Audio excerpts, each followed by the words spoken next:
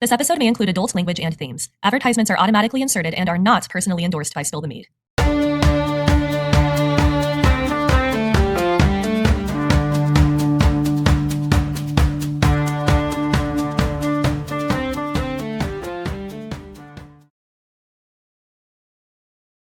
Welcome to Spill the Mead Uncorked, where the information is uncorked and ready to be spilled by our expert guests.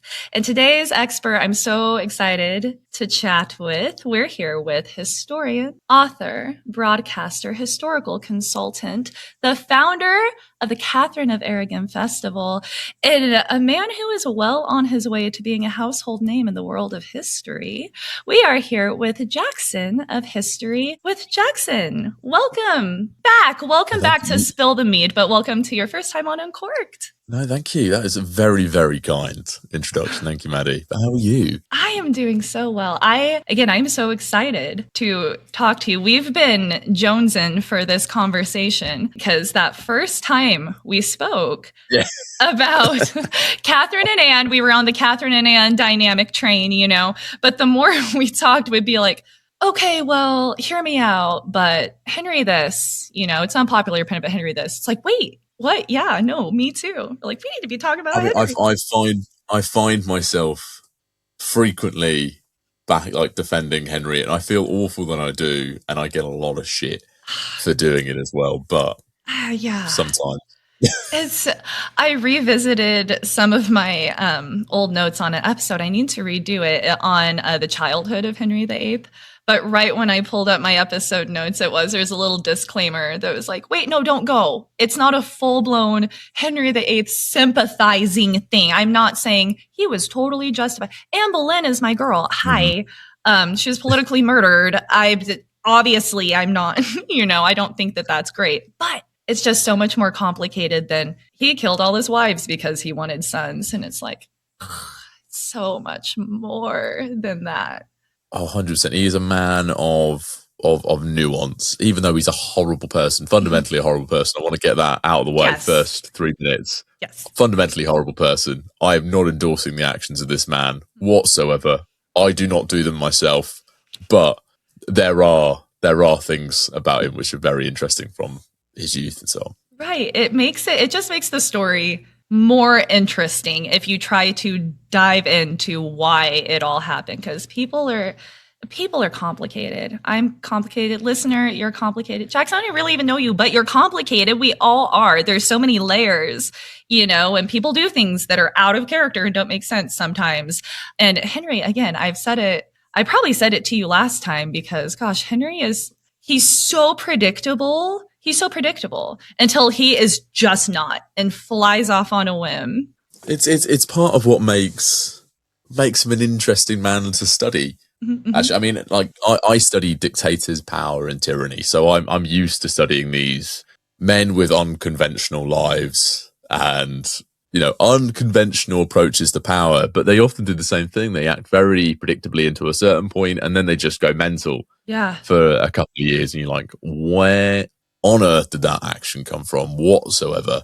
Gosh. I've got to figure out why you did that now, which is never fun. Right. Yeah. And so, one of the things that we really harped on the last time we talked was Henry, the athlete, because it's one of those aspects of his personality where it sounds, Henry jousted. No, this is a big deal. It was a big deal. And it ends up ultimately affecting every single person that he is around forever, this love of sports. So today I just have a few different points that we can kind of roll through, just kind of when he saw his first joust, like what that was, then Henry the athlete, and then ultimately ending on the injury, because again, that is so much more than you see movies and stuff, and they'll put the limp in there and they'll show his leg getting dressed, sometimes and that type of thing.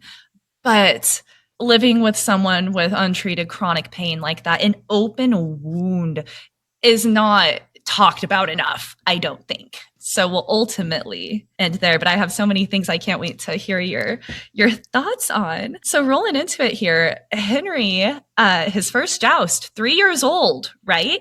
At that Duke of York ceremony. And so a little intro here before I ask you your thoughts. And for everyone listening, jousts back in the day is kind of the equivalent of modern day professional sports. These people on the tournament circuit, especially, these are your medieval Tudor time pro athletes, right? People know them. This is what they do.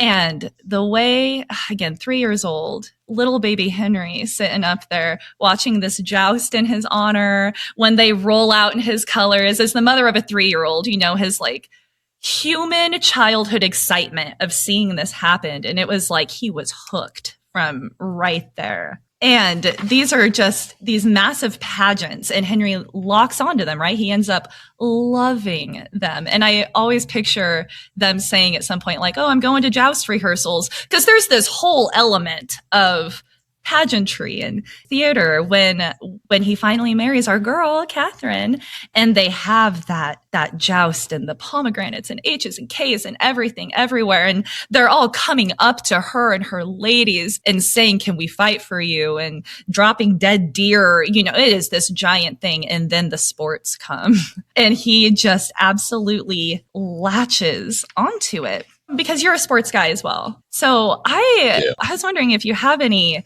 sort of inside scoops or thoughts on these jousts that he would have been participating in, and the sort of role of the athletes, really, these knights in it. Yeah, so I mean, like as you've already pointed out, you know, the jousting, any kind of sport, is essentially the professional level of sport that we have here. You have whole dynasties from aristocratic families who are just incredible at this sport, and they're participating at such a high level. I mean, in terms of popularity, this is like college football.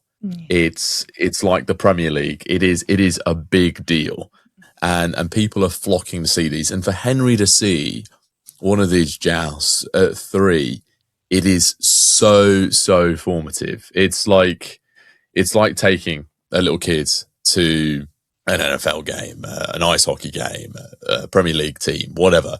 And that bond is just absolutely solidified from that point. He has his favourites, you know, these men that he watches when he's 3, he gains favourites. I mean, one of my favourite soccer players is Thierry Henry. Thierry Henry, I had a shirt when I was 5 or 6.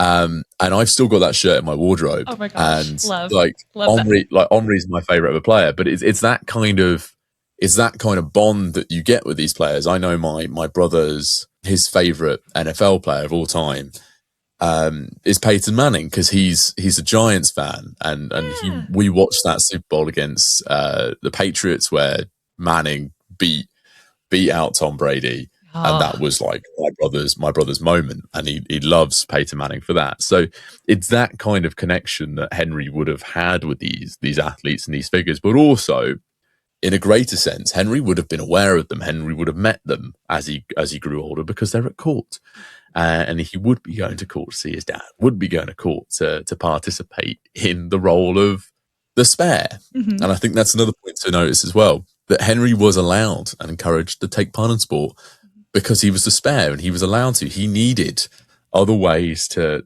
be involved with the court, to be involved in this new Tudor regime, because he was going to be the biggest magnate, the biggest noble, the biggest support for Arthur when Arthur became king. So it was important for Henry to have this kind of base of support and a base of popularity for him to go and support his brother.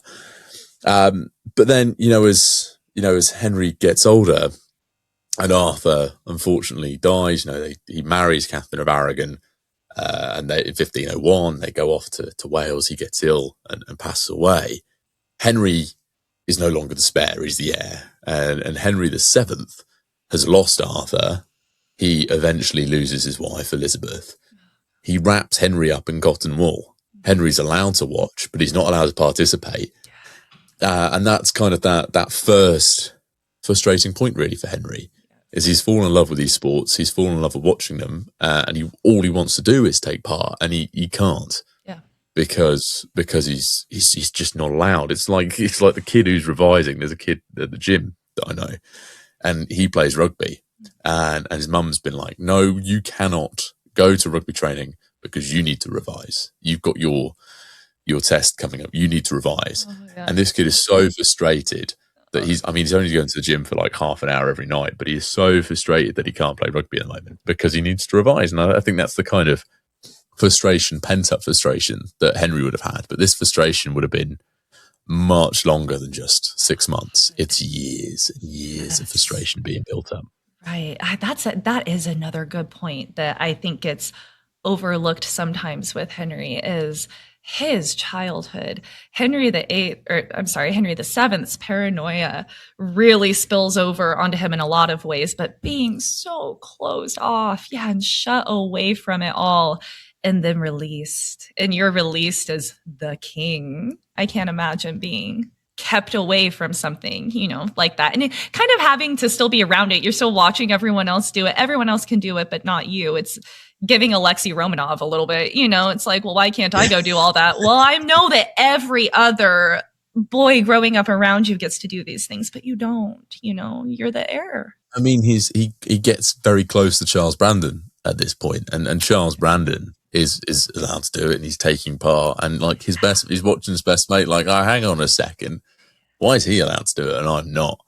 And that's where you get that explosion in 1509, where Henry's like, right, I'm going to do everything I wanted to do for the last 8 years because finally it's my turn, my time to have a go. But like, also we have to appreciate as well that, when we say he's shut off and he's not allowed to do these things, he still has to learn how to use a sword, use an axe. He's still allowed to participate in a form of sport and a form of practice. It's just not the violent face-to-face conflict part of the sports that he's not allowed to participate in. I mean, you've still got a 10, 12, whatever year old throughout that whole period playing with swords with his tutor, because that's an important part of being a king. You've still got him learning how to hunt, use archery, do crossbow, whatever. He is still learning these. But it is that paranoia from Henry VII that this is a usurper reign, a usurper dynasty, which needs to assert its authority itself. And that Henry VIII's own legitimacy is not just derived from Henry VII. It's mainly coming from Elizabeth and Edward IV, because that is the direct line there. Exactly. And all while he's growing up, also, all of these pretenders are showing up all through his childhood. They're getting backed by other monarchs. Like, that's how hard these people, it is so shaky. The whole thing is so fragile and so shaky, and it's come out from all of these years of civil war. It's so much for a kid, and you don't get the release of going out there with your friends. And Henry VIII seems like he was that guy, because once he does get out there with the sports, he loves the whole thing. He loves out there, being with Charles Brandon and his boys. He loves putting all the costumes on. Like, he is there for every moment of it. And what Henry doesn't like is writing letters, having him do those things, but in a closed off, because you have to. What a nightmare for young Henry. I mean, Wolsey must have had like such a hard time of just going, no. You need to come and sign this. You need to come and do this. You need to understand this. Yeah. I mean, Henry is spending all day outside hunting, playing. Really, he is being an 18-year-old lad up to, into his mid-20s. He is with his mates all day. He is essentially, at this point, a pro athlete. And I don't think we quite consider that with Henry. He is spending at least a third of his life, as one historian points out, at least a third of Henry's life is spent on horseback. That's a huge amount. And you have to understand with that, riding on horseback develops your muscles, and he is going to be built for that. But also, he's been swinging around a sword and doing archery since he was like a child. Yeah. This man is, and I don't think we take appreciation for this as well. This man is stacked. Like Wow. he's 6'2". He's got a 32, 34 inch waist. He's got 30 or 41, 42, maybe bigger inch chest. Like he's a big man. Yeah. And at that height, he stands out. Yeah. He is big and muscular. I mean, just going off the back of that, he's the size of a back rower centre in rugby. He's the size of a linebacker in NFL, a defensive player in like hockey. A centre back in football. This is a big man. By today's standards. Exactly. Yeah, even today's standards. I mean, he's my height and build, and that's and he's doing far more sports than I do now. So he's going to weigh a lot, which means we don't consider this as only really the people who play sports and when they finish playing sport. Those kind of sports are quite intensive, and you do end up with injuries, even if it's like a slight muscle tear that never fully heals, a slight ligament. I've done minor ligament damage in my ankles, but I still feel I still deal with the consequences of that today. I still deal with the consequences of my rugby and my sports career. Now when I'm 2 years removed, I mean I'm only 27, but I'm 2 years removed from having retired because of injuries. And that kind of pain. Once you quit, you push through with the adrenaline when you're playing, but it is such a big shock to the system when you don't do it anymore and your body finally catches up with you, where you realize how much pain you've had to manage during a career. I mean, Henry's riding a horse. There's going to be pain that builds up from that. There's going to be slight micro fractures and tears from some of the sports he's playing. Repeated concussions as well from some of the sports and the jousting that he's doing. This is a heavy man, and whenever he falls over, whenever he trips, whenever he has like a slight fall, it's going to build up. Big trees fall hard. Exactly. And he's a bloody big tree in his late 20s, early 30s. How? I don't know if you know this. We can speculate. Because I wonder, I just their day-to-day lives, I get so hung up on little details. Because how often do you think that they are practicing this? Do you think that there's do you think it's a fly on the seat of your pants, just we're going to wake up and do whatever? Do you think there's like structure? Do you think no matter what on these days, we're going to go out and, hit the tilt yard and do some sword work or whatever, and it ramps up around tournaments and that kind of thing? I think there's a little bit of that in there. I also think there's a huge amount of impulse with Henry. I think if there's a jousting tournament, Henry's going hard. Yeah. And there seems to always be, he finds reason. He's like, oh, this celebration, guess what we're doing? We're, no matter what it is. He fundamentally changes London for the amount of tilt yards he has built and deer parks and so on. I mean, he's always out there with Charles Brandon as well. Charles Brandon is just as good as Henry. He's always out there as mate. So he's going to be there. He's going to be out there practicing all day. All the time, right? And famously, Wolsey has famously, Wolsey is referred to as the second king because people are like, well, you got to go to Wolsey to get stuff done. Yeah. That is because Henry's out there practicing, hunting, jousting, weightlifting, fishing, all this, tennis, bowls. He loves it all. Yeah.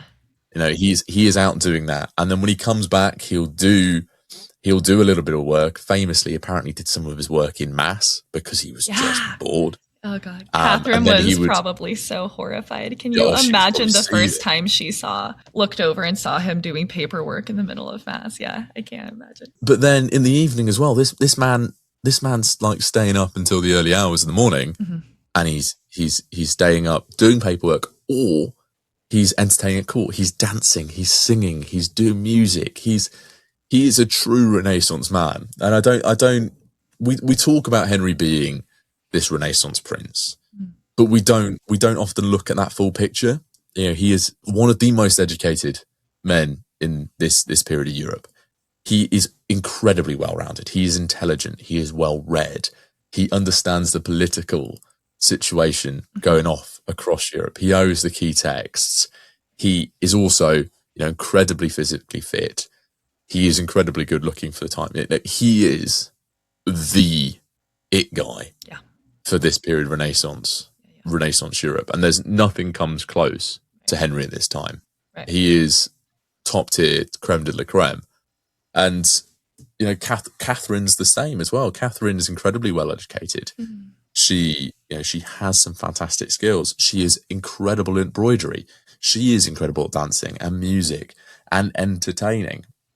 These are like it is the couple of Europe. It really, really is. Oh my gosh. Yeah. The chivalric aspect of it. Henry loved it. He just loved it. Gosh, that's a perfect way to roll into Henry the athlete, right? Because he was one. Haters will say, everyone says that, well, it's all propaganda. Obviously, they're going to say that. Obviously, they're going to say that he's the biggest and the best. And, to which we say, check ambassador records. People who didn't care for this guy were kind of saying the same thing. But one thing people love to throw around is the wrestling match. We're going to talk about the Francis wrestling match because, like you said, no one is standing close to him at that time. And it must have been really hard for, him and everyone else to see that, whoops, someone did. Think about an athlete and think about the mindset that you have when you play. Henry's playing both team sports and individual sports. And individual sports, I competed to a high level in athletics as well. Mm-hmm, mm-hmm. It is, you think solely about yourself and what you do and doing your job, and you never doubt. And I think that's the one of the key things about these top level athletes is you never doubt your own ability.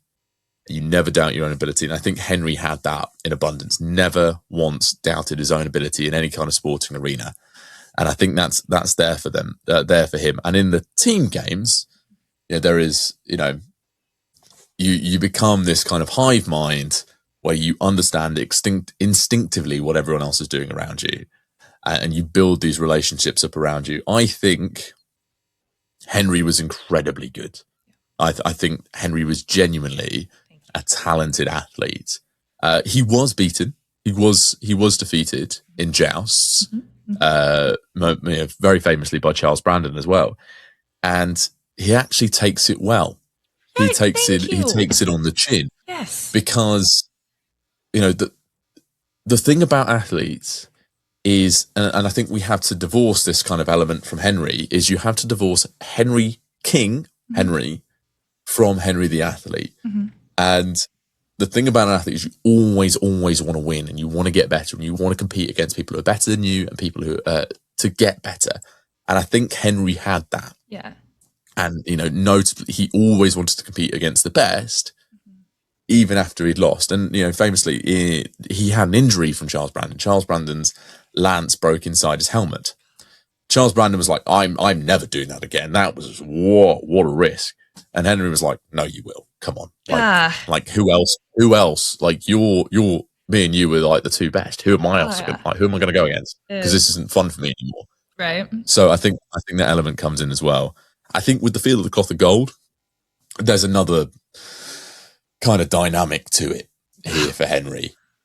Because, Francis at this time, just as Henry is built like a brick shit house. Mm-hmm. And, they are both wrestlers and sportsmen to a high level. Yeah. He does something that he doesn't expect. And it's not just a personal, I lost. No.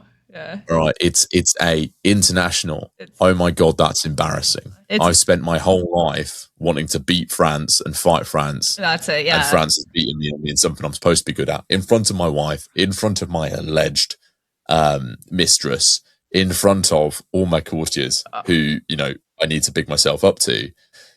I've now just lost and somewhat embarrassed myself, and I'm not particularly happy about that situation. And everything leading it, they had more leading up to that too. There was that whole broken beard, pact that they did. It was already, this wasn't Henry and Francis. This was England and France. Catherine, hates France too. Everyone hates France, and it's just, oh yeah, that couldn't have been worse. I want to see it though. I would love to have been a fly on the wall for that, because I do want to know. I want to know what went wrong, because everything says threw him to the ground, and I'm like, damn, Henry, what happened there? But I think that from that as well, you get to see just how big these men are. Mm-hmm. Like they are not small individuals. You know, this is like I said earlier, these are linebackers, these are rugby players. They are big, powerful, strong men. And I'm not talking like ripped and shredded. I'm talking about functional muscle, which is heavy, which is strong. And that's what these men are. Yeah. Because that hurts. And that is a real strength. And like when I'm saying, you know, that he also needs to do this kind of sport and needs to compete to this level, because it's part of his idea of legitimacy, because it's part of building him towards this national founding myth. I mean, Brutus famously, you know, founding mythology of England, that hunting is trying to draw a straight line from Henry to Brutus, going, look, I deserve to be here. And, you know, Henry does weightlifting as well, just to kind of build himself up and build up to that image. The average height of someone in England is 5'7", maybe less at this point. His aristocracy are going to be somewhat shorter as well. Henry comes from a family which is incredibly tall. And I mean, Edward IV, you think Henry's a brick shit house. Edward IV was 6'4", 6'5", Gosh. And possibly even bigger. Wow. You know, we like, this is a big man. So, you know, if we're thinking of Henry being like an exceptional physical specimen, he has come from a line of exceptional physical specimens as well. Oh my gosh, absolutely. And I do feel if it would have been anyone but Francis, or French probably, if the literal tilt yard was not built on the border of, you know, English territory and France, if it wasn't so hot, I think I'm so happy you said that. I think he would have been like, oh man, you got me. Because he did seem to have those moments. And I will say, especially you played contact sports too. And my only contact sport firsthand experience is through being so close to like Taylor's fights and stuff. And they will be prying, you know, armor off, bleeding from the face, being like, that was tight. Like you fucked me up real good there. I was not ready for that, and mean it to the core of their beings, you know? Never once have I come off a rugby pitch going like wanting to go and absolutely slap the guy who's like dump tackled me or something. Yeah. I'm a little bit irritated by it, but I'll still shake his hand and applaud him and cheer him off the pitch, because that's what we do. And that's that kind of spirit within these sports. Yeah, that's all I needed. Thank you. You think that he was good, and that is what I'm riding with, because there's just no way. It's not even just, you know, we're going to go to our day job today and then go to practice or something. This is really your lifestyle. This is everything you're doing, you know, when you're not hunting that day. He knew all the dances and stuff. And these are, okay, first of all, have you, Jackson? Oh my God. Have you ever attempted any type of medieval or Tudor style dancing? Oh, no, Maddie, look at me. I'm not a dancer. I'm not a dancer whatsoever. Hey, no. I don't know. I don't know. Maybe rugby players are nimbly, you know, bopping around on the side, because they are doing this shit. Where I've tried, Creative Contessa, shout out. She has a lot of fun medieval dance tutorials on YouTube. And I'm that person where I'm like, you guys want to hang out and learn these medieval dances? But you are, okay, it sounds like whatever, but you're jumping in the air and like kicking your feet several times. And like, I mean, these are a lot too. This is more than like Cupid shuffling for 3 minutes, you know, and they would do these banquets all day long. Really everything they're doing, is kind of just making them a better athlete at the end of it all.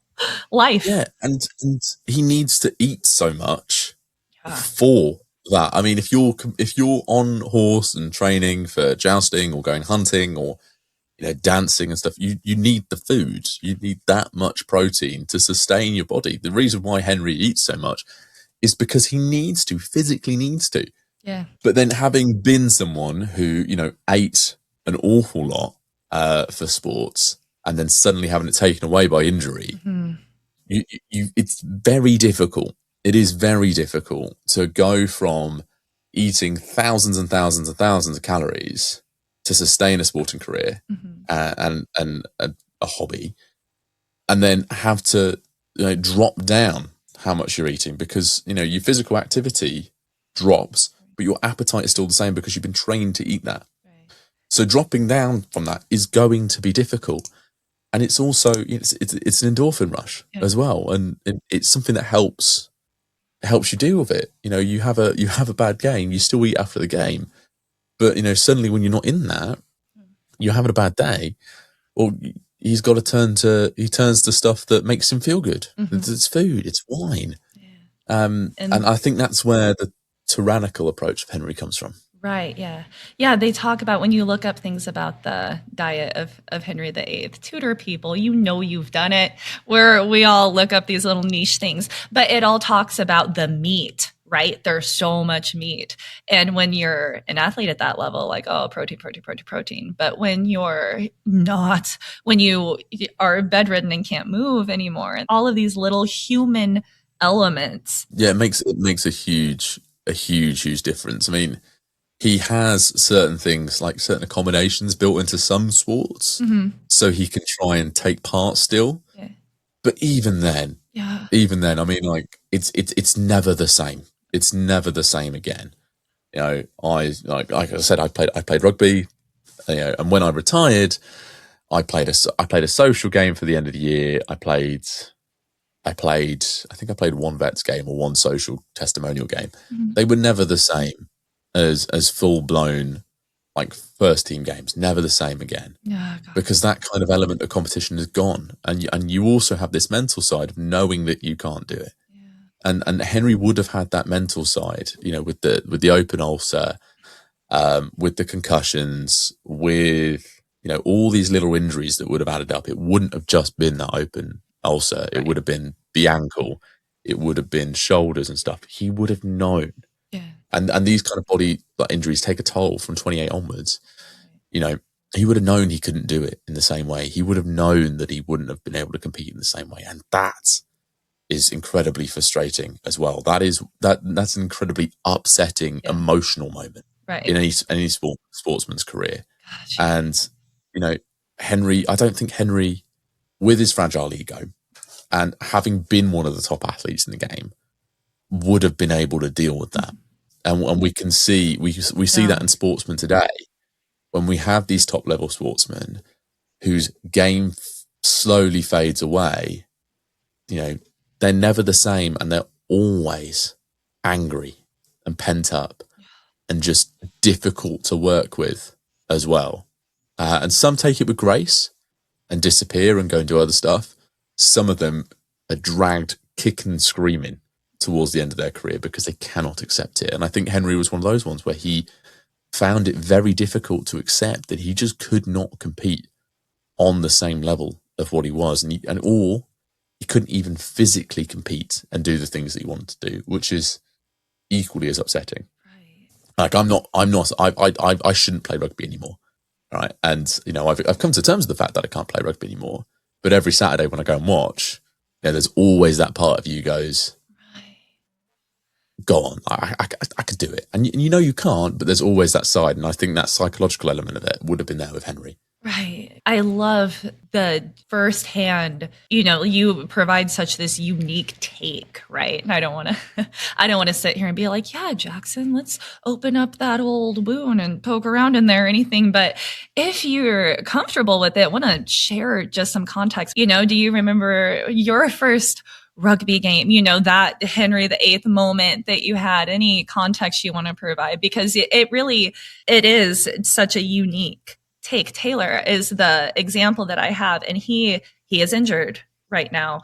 Sometimes it's not even sports really, doing nothing wrong, living your life, and get sideswiped by a semi when you're driving, and back injury, and he's out for a year. It's not over forever, but that's his job. He runs that gym. He still has to train and coach everybody, every day. Like, it's who you are. It's not just, oh, you lost to this thing you like to do. It is a part of your personality at some point. And so any sort of, insight on that really helps all of us normies out here who don't fully understand, like what it is to be a professional athlete, like at that level. I played rugby for over 15 years. I played through school, and I played senior level rugby. I also did like high level athletics as well within that. Within that. And I was a back, so one of the ones who was attacking. I wasn't one of the ones in the scrum. Gotcha. So essentially, if I'm trying to think like more of a, I'm trying to make cultural comparisons as well. Really quickly, my high school team had a rugby team, and that's wild. Oh, thank God. Well, because not all high schools did. And through the whole game, my boyfriend at the time's brother played, so I went. Mm-hmm. The literal entire game, you had the coaches and the team out there doing whatever, and then you had two commentators fighting for their lives to explain what the hell is going on to the rest of us. And that was every single game. And we're all still out there like, I don't get it. And so, sorry for the. Sometimes I'm like, what happened there? I know, I'm sorry. So I was a 15, 12 and 10, and it is a really super confusing game. Okay. Okay. That makes us feel better. Even I watch it sometimes. I'm like, why did the ref make that decision? But then, so in terms of like American football, I was more of a quarterback, wide receiver, running back kind of. Thank you. Stable. Got it. So that was the kind of player I had a lot of freak injuries. So I broke my collarbone in 3 places. God. I was out for a year, had to have a plate on my collarbone. I did my ACL. I was out for a year, had to have an ACL, or a year and a half, had to have ACL reconstruction. And then I retired. Finally, just my body gave up. After all these injuries, the toll of it, my body just went, we can't do it anymore. With, shoulder injuries, knee injuries, ankle injuries, back injuries, all that. My body just went, I can't do it anymore. It's a very, very contact. Like, we don't play with pads. We play with a gum shield. That's it. I've had big concussions. I've been headbutted by a Marine, all those kinds of stuff. Jeez. I was out for, I think it was 3 months with that concussion after being headbutted by a Marine. But you don't play with pads, and every contact, if you think at that point, I was one of the smaller on the pitch, and I wasn't that small, probably about 90 kilos. 100 kilos, and there were people bigger than me, and if I was running full tilt, 18, 20 miles an hour, whatever it was, into people who were bigger than me, who were that kind of contact, every time the collision is it's actually a 200 kilo collision or 200 kilo plus collision, that all of that takes a toll on your body. But then you have this mindset that you're with a team, you build very close relationships and deep bonds with your team. Some of my best mates, I played with in school, I'm still good friends with. My brother, his closest mates are people that he plays with. You build these very deep connections with because you're in the trenches, and only really the people you're in the trenches with understand what you're going through. And it's a very, very intense sport. And, I still had to go physio and all this stuff for a lot of the injuries that I have to work through it. Hence why I feel that I have this position to be able to comment on what Henry's going through, because I've genuinely felt the impact of some of these collisions that he's going through. And, my concussions, I've had quite a few. The one where I got headbutted by a Marine, I genuinely couldn't concentrate for more than half an hour for 6 weeks. And I had to write my coursework for my uni degree in half-hour increments. So I couldn't go to lectures. I couldn't go to lectures. I couldn't read or anything like that. But it does become such a huge part of your personality and huge point of who you are. Like, I was Jackson the sportsman. I was Jackson the rugby guy and all that kind of stuff. And, Henry would have gone through that. Henry would have seen himself as, yes, he saw himself as a king. He knew he was his king, but he saw king as his job. Right. He would have seen himself as a sportsman first and foremost. And even when he's going through, the concussion that he has when Charles Brandon's lance breaks into his helmet, that would have had an effect on him. And these little concussions can add up. But also, these concussions, we tend to think of a concussion as bang, like you're all woozy and all stuff. They're not always the case. These concussions can be delayed. Right. Concussions can hit hours afterwards. Concussions, you can feel normal, but we still have concussion symptoms afterwards. I mean, rugby has the RFU, the Rugby Football Union in England, has instituted, limits of when you can return to play. And it's 2 matches, I think. You can't play in 2 matches after you've had a concussion. And you get checked on the side of the pitch to HIA. You're off for 10 minutes to check if you have a concussion. Yeah. If you don't, you can go back on. If you're off, you're out for 2 weeks. And in that 2 weeks, you have to go through a return to play protocol. Yeah. If you don't pass your return to play protocol, you're not allowed back. There would have been none of that for Henry. So Henry might have been competing on concussions. Right. Yeah. I feel fine.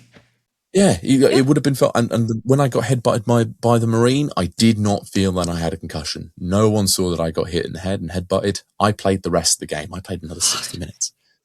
Yeah, so I understand these kind of things that is going through, but also there's not too much of a personality change you go through. But yes, after years and years of sustained injuries and head cocks, you can.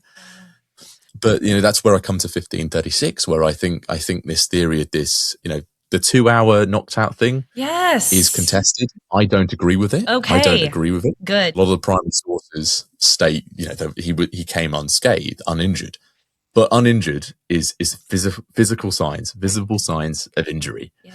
I think 1536 theory, quite frankly, is bullshit. Okay.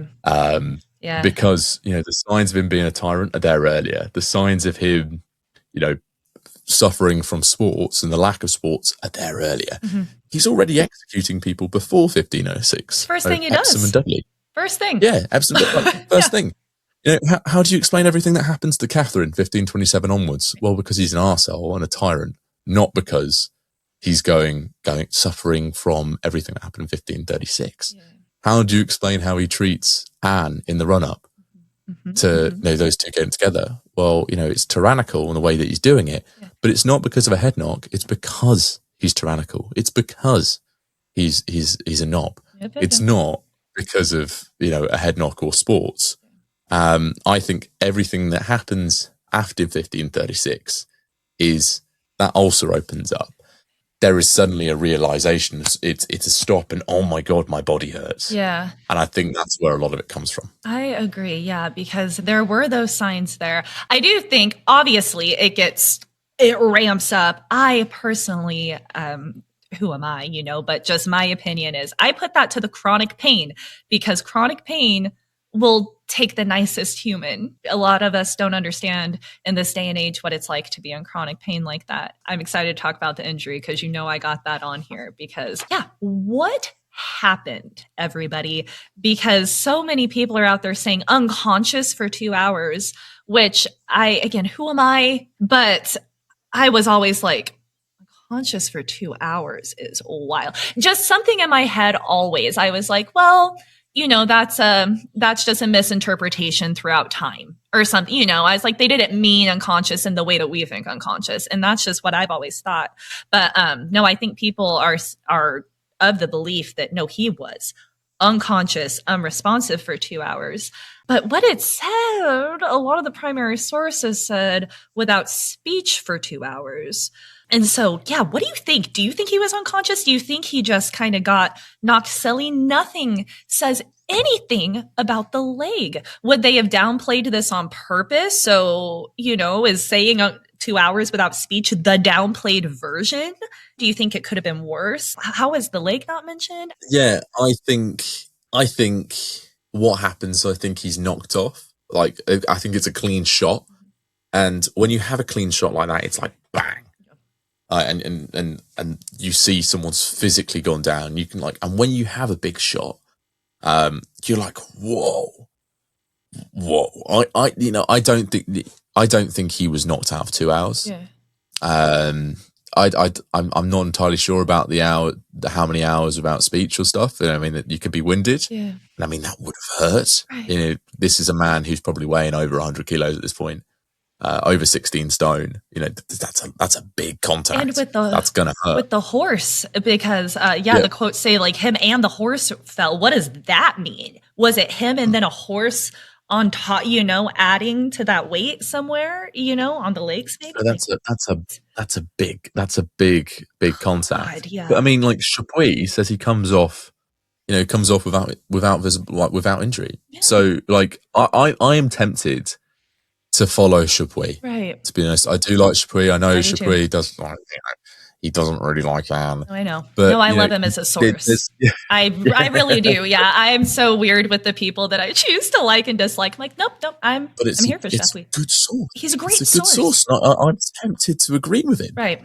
I think when you have these injuries, and you know from MMA and I know from rugby, when you see a kind of knockout or a concussion, that is often a very clear sign of one injury that you focus on, and you focus on the physical. Whoa, they don't look right. And I think there might have been a little bit like that, where, oh God, that don't look right. But within that, you would have missed out a lot of other injuries, and maybe you didn't see that. Maybe you didn't see the leg and stuff. Mm-hmm. A mate of mine, he got a head knock a couple of months ago, and we all focused on the fact that he was like, oh my God, that's a bad concussion. He's out for a few weeks. What we didn't notice within the process was that he'd already dislocated his elbow. Oh my God. And he'd fallen and dislocated his shoulder. We didn't see that within that. We were too focused on the fact that he looked woozy. Right. And I think within that, you would have noticed, those kind of things. It's like when you see a big hit and you think, oh, that's a big hit. You don't notice the guy's broken his ankle just as he's come up. Right. I think there's a lot of that in that.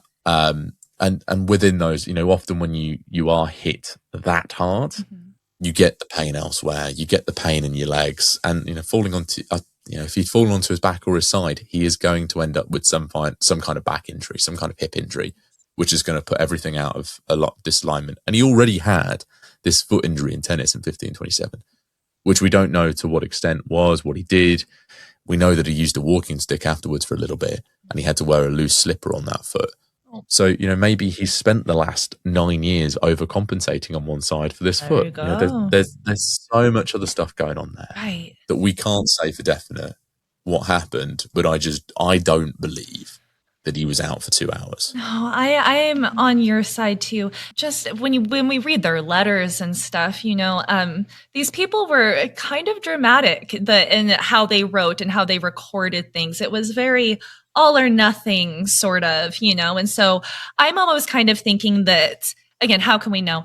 But how we talked about, he seems like he's a good sport. I feel like normally when he got hurt or got taken down, he was like, oh, no, I'm good, I'm back kind of thing. But maybe this time that didn't happen. And it was more of a like, oh, I'm a little out of it. And there's levels to it. I mean, there's levels to it. It's always the smaller injury. You're like, ooh, and then you get the slightly bigger injury where you're like, now I'm fine. Like, trust me, I'm all good. And that's more like convincing yourself. You're not trying to convince everyone else. But those super big injuries, you're like, oh, yeah.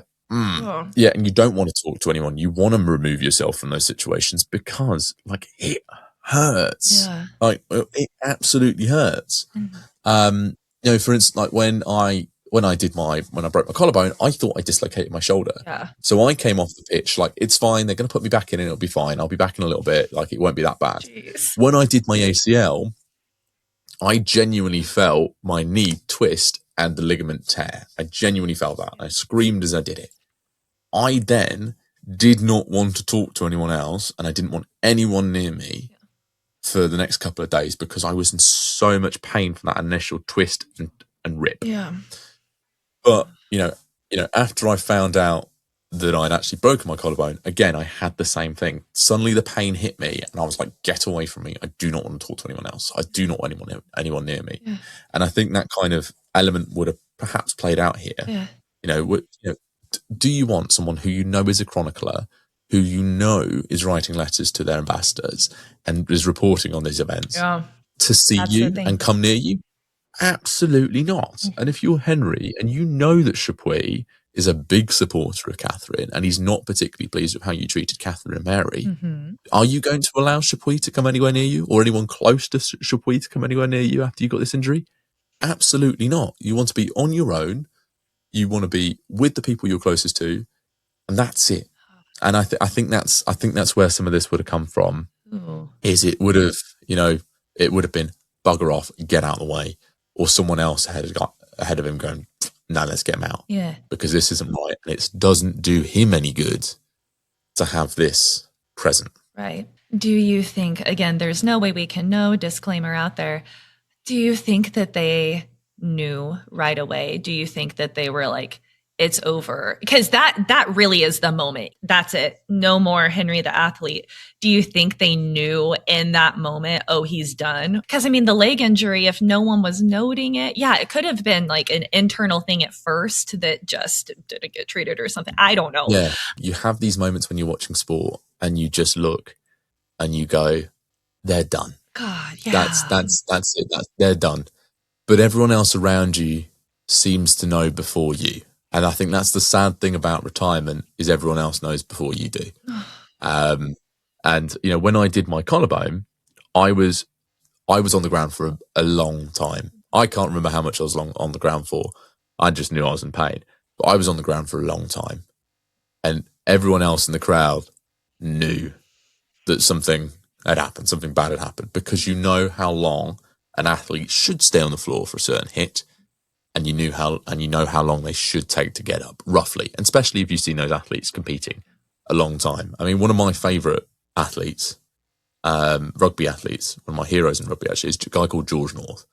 And there was a particular game where George North was playing really, really well. He was a winger, Welsh, and he played for my favourite club, Northampton Saints. And he'd scored in the corner. And as he scored, no one really saw in the stadium, he got kneed in the side of the head as he scored. And he was still on the floor. And everyone in the stadium was like, that's not good. Oh. And then after that, I think he was out for about 6 to 7 months with this concussion issue that he had. But everyone else around you knows. And since that, he's a good player. Mm-hmm. But since that last head knock, he was never quite the same. Right. Still great, but it was never quite the same. And everyone would have known that in that circle. Everyone who knows that sport would have known that's not quite the same. He is not quite capable of doing this anymore. Yeah.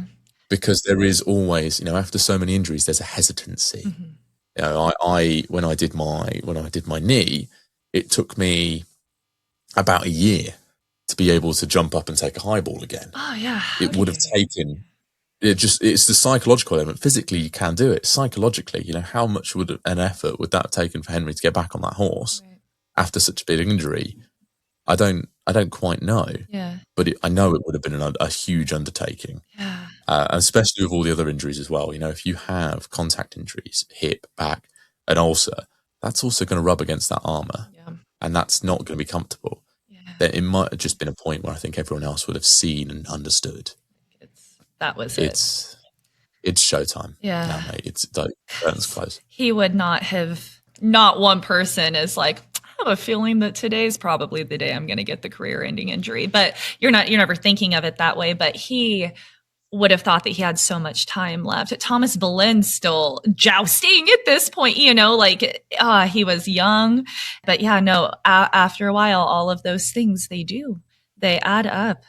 My phone died yesterday so hard, and it fell barely off of my bathroom counter, and it fell on a damn rug, like a cushy, absorbent bath rug, and the screen broke. There's no crack, obviously, but let me tell you how many times I have dropped this phone. This phone has fallen over on a tripod 9,000 times. I've skipped it across and after a while, it just takes that one fall on the corner that didn't necessarily even look like anything to break the screen for all of us non-athletes out there. There's something we can all. Your iPhone just went, you know what? Today's the day. Yep. I'm done. Yeah. I'm done. She's filming too much content. I'm done. Yeah, I'm sick of your shit. Yeah. Seriously. It retired on me. And you know what? That's its choice, I guess. I always wonder with Henry, I was like, did he try again? Did he really try to get on that horse and couldn't do it? Or, yeah, was it one of those, like, I can't even try, it's over? If there was something they could have done for the pain, which again, today, we don't know what it would be like to have a open, festering wound. Only I have some experience with that. My poor father has been so sick for so long. It started with cancer and it just went with everything else. And he ended up having to have both of his legs amputated because of an open wound. And I remember all of it. Obviously, it was horrible, but it was in the back of my mind. I'm like, oh my God, this is it. Like, this is that open wound on a leg. Like, what did you do back then? You die, or don't, or you go on living with it, and ripping all of that dressing back off. And I'm just watching all of these different specialists and stuff come in and do what they need to do because it's such a specific thing that he just doesn't have. Maybe he could have healed from it. Who knows? But the way they're doing it. Have it open. He had it opened and drained and dressed. I mean, it's not nice. Having an open wound is not nice at all. And having dressing across them is also equally as not, it's not comfortable. Right. I think there was, like, in everything else and stuff, they tried to make adjustments for him to be able to participate in sport. I mean, some of the hunting things with the crossbows that the adjustments they made for him makes it sound like it was skeet shooting for him. Yeah. At the end of the day, when you've gone from, I've experienced this as well. When you've gone from hitting someone in a kind of, hitting something is probably nowhere near, the feeling of, shooting something. Like boar hunting with an archery on top of horseback. Never done that. Yeah. But that kind of, the kind of rush that he probably got from hunting and killing on horseback with archery and crossbows, you can't replicate that. Yeah. Just by standing or sitting and using a crossbow. Yeah. I mean, if someone tells me to rugby tackle them, I could do it, but it would be nowhere near the physical rush and the endorphin rush that you get from doing it in a game. Yeah. And those kind of things, you have, like, people who go through that, famously, you have a lot of former sports people who suffer these injuries who, end up doing a load of illegal stuff to get the same kind of rush because it is an addictive feeling and it is an addictive endorphin rush that they're searching for something to find to do it.